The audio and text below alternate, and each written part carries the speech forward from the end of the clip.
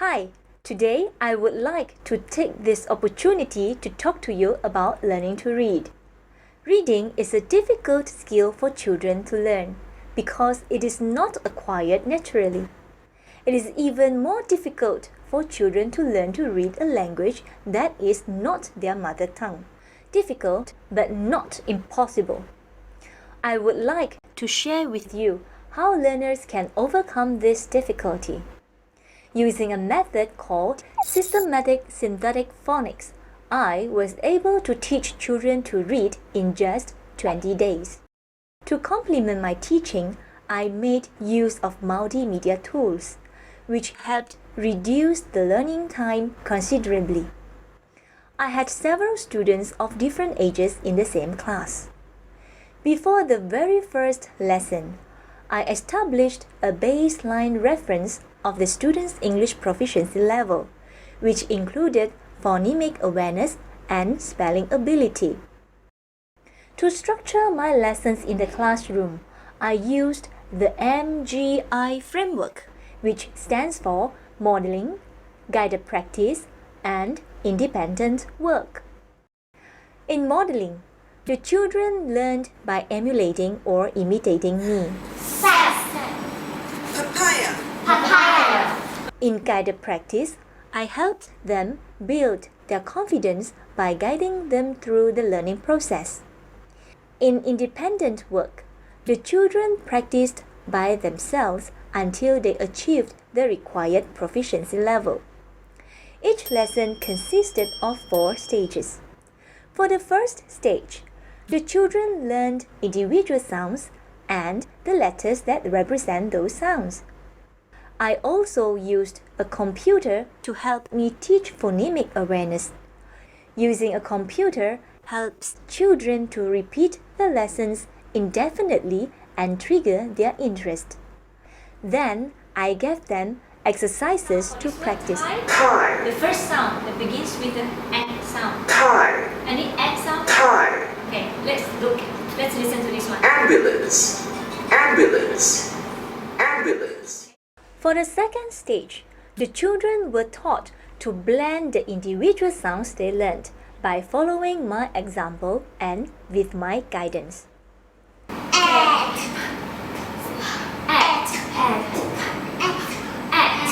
Okay, join together.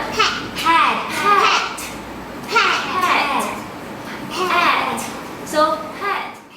They then played the CD for a multimedia presentation of the lesson. After they had learned to join sounds to form words, I went through the exercises on the CD with them. The exercises in the activity book were to be done at home as homework. In the subsequent session, reading practice, the children applied the skills they learned. Here, I made sure that all the children were able to read the words given to them. Okay, now you do? Yeah, okay. Now the third one. Then and pen. Correct? Dance pen. Correct. Pens pen. Correct. Pens pins is in dance pen. Correct. Pen is mat. Yeah, correct. Dance is sack. Yeah, correct. Very good. Pen has then. Yeah, correct. Then has pen. Yeah, correct. Very good. Okay. For the third stage, the children were taught how to segment or break down words into individual sounds. This skill is essential for building spelling competency. After explaining to the children how to segment words, I continued by playing the CD for a multimedia presentation of the lesson.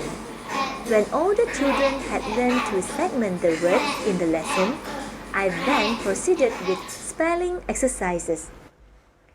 These exercises were ones I had prepared earlier and also from the CD and activity book. Some of the words used in the exercises were words new to the children, to minimize the possibility of the children recognizing the words from memory. This sounds challenging, but not impossible, if the teaching approach is correct.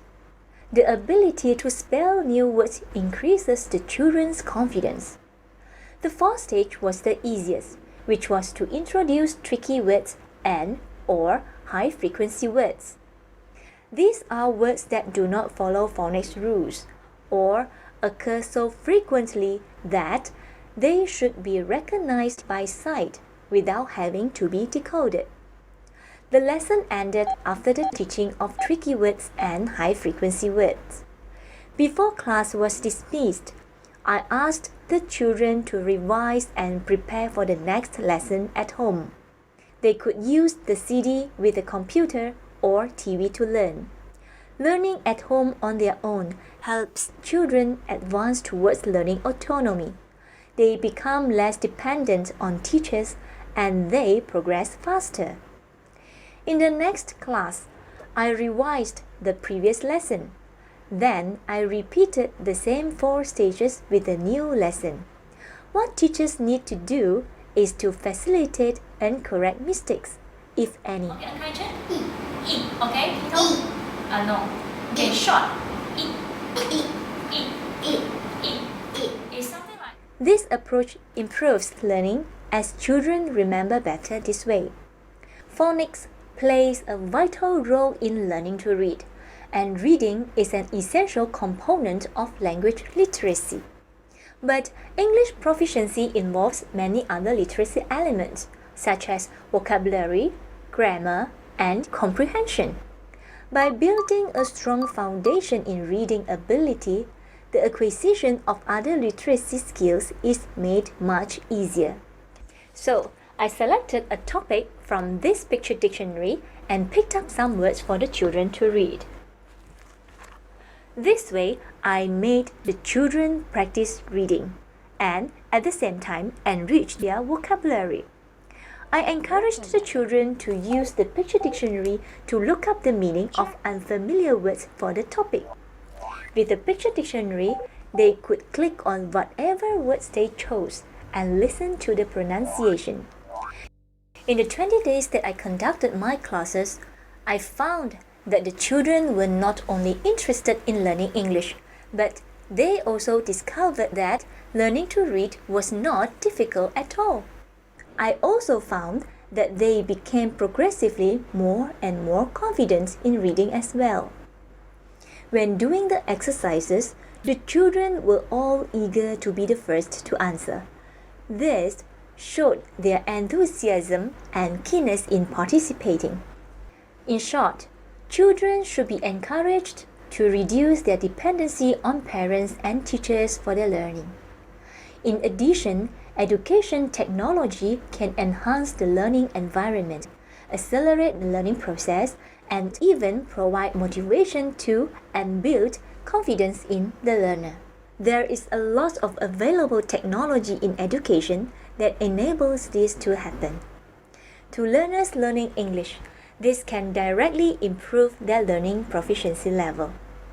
Isn't this what we want as educators and parents?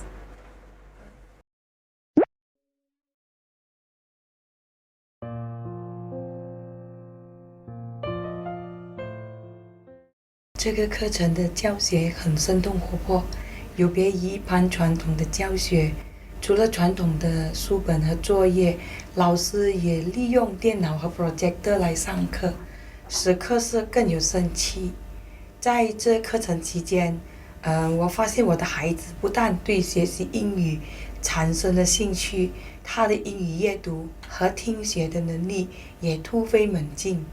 他在家会自动自发地做作业，有时在家会自动拿phonics CD 来看，阅读方面咬字比较准确。But that can let Wendy tell us. 听写比以前也进步很多。最重要的就是他对学习英语的态度完全改变了，从不喜欢英语，害怕学英语，到自动自发的学习，这点我真的感到很欣慰。我很庆幸也很感恩女儿有机会上到这个这么好的、这么有效的一个课程。课程还没上完呢，我和我孩子自己本身都感受到他自己有进步。搞好英语基础就是我一直以来对他的期望。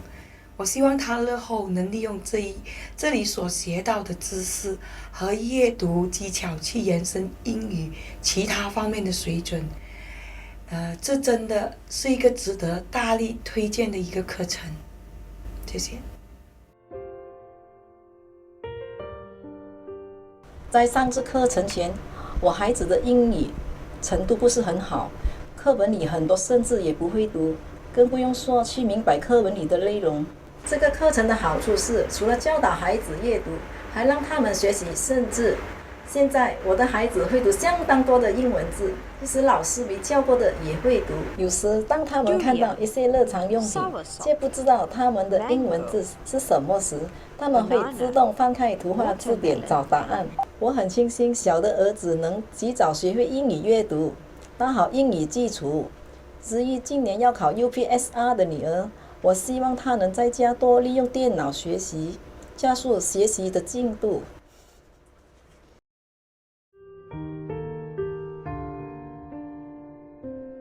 我喜欢这套的课程快结束的教学法，正如这套课程的口号：坚持能拼，听音能写。我的孩子上了这短短的20天的课程后，阅读和听写能力真的进步很多。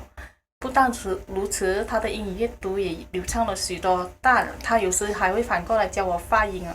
我也发觉他的胆量也加强了，自信心偏向于自动自发。我们以前也没有学过，不知该如何教他。